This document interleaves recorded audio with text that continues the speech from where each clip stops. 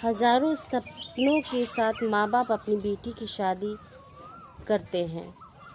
कई अरमान सजाए होते हैं और उन अरमानों को पूरा करने के लिए माँ बाप कुछ भी करते हैं। अपना घर, अपनी पूरी लाइफ की सेविंग्स में सब कुछ अपनी बेटी पर निछावर करके उसे ऐसे घर में भेजते हैं जहाँ उन्हें उम्मीद होती है कि उनकी बेटी को रानी की तरह रखा जाएगा। उसे वो सारी सुख सुविधाएं मिलेंगी जो उसे मिलनी चाहिए, जिसकी कीमत उसके पिता अदा करते हैं। अपनी पूरी जीवन की सेविंग्स देने के बाद अगर उसे एक अच्छा परिवार नहीं मिलता और एक सबसे ज़रूरी कि एक जीवन साथी जब अच्छा नहीं मिलता है तो उस लड़की की ज़िंदगी तहस नहस हो जाती है, पूरी तरह बर्बाद हो जाती है और माँ बाप चाहकर भी कुछ कर नहीं पाते। माँ बाप अंत तक प्रयास यही करते हैं कि रिश्ता संभल जाए, बेटी बस जाए और खुशियों के साथ वो अपने घर आंगन में रहे। बेटी विदा करते समय हमें एक बात अपनी ही बेटी से ज़रूर कहनी चाहिए कि हमने एक अच्छा, सच्चा और सज्जन परिवार और एक ईमानदार और एक इंसान के साथ तुम्हारी शादी करी है। अगर ये भविष्य में इंसान की जगह शैतान बन जाए, इंसान की जगह इसके अंदर हैवानियत जाग जाए, तो अपनी सूझबूझ के साथ इस शैतान का हाथ छोड़ देना और बहुत सोच समझ के उस परिस्थिति से बाहर निकलकर पहले अपने घर आ जाओ। जो भी डिस्कशंस, जो भी बातें, चाहे जो भी बहस करनी है वो बात में होगी, लेकिन आओ ताओ में इस तरह की बहस करके अपनी ज़िंदगी को ख़तरे में ना डालें, क्योंकि आज का जो समाज है और आज के जो जीवन साथी हैं वो पता नहीं इंसान से कब वो शैतान बन जा रहे हैं और खूंखार जानवर की तरह किसी भी बेटी को मौत के घाट उतार दे रहे हैं और जिसके सपोर्ट में पूरा परिवार है।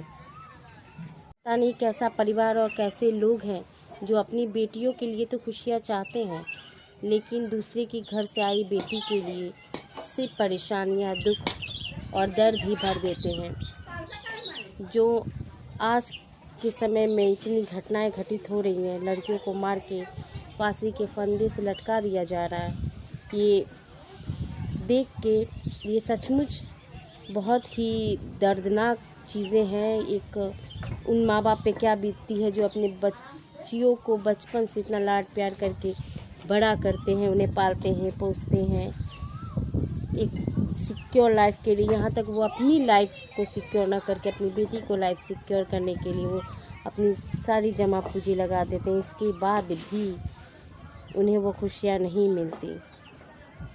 तो उन लड़कियों से बस यही कहना चाहूँगी कि प्लीज़ आप सोच समझ के, सूझबूझ के साथ पहले तो उस परिस्थिति, उस घर से बाहर आइए।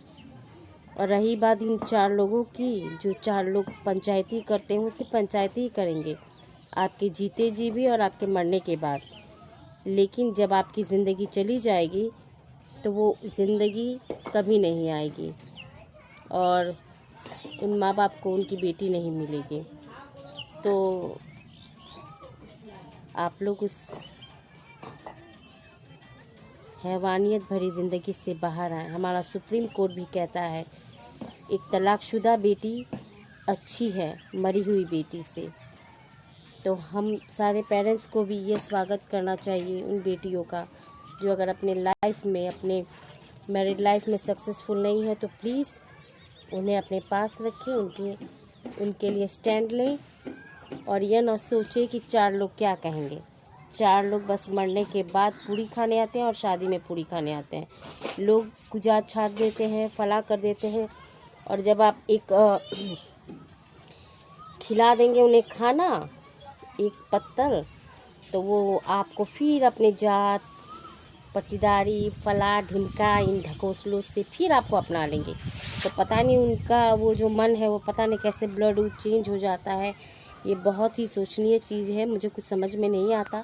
तो इन 4 लोगों के चलते अपनी बेटियों से मुँह ना मोड़े, अपनी बेटियों का ख्याल रखे। इंसान के साथ ब्याह रहे हैं, अगर जब वो शैतान बन जाए तो उन्हें लात मार के छोड़ दे।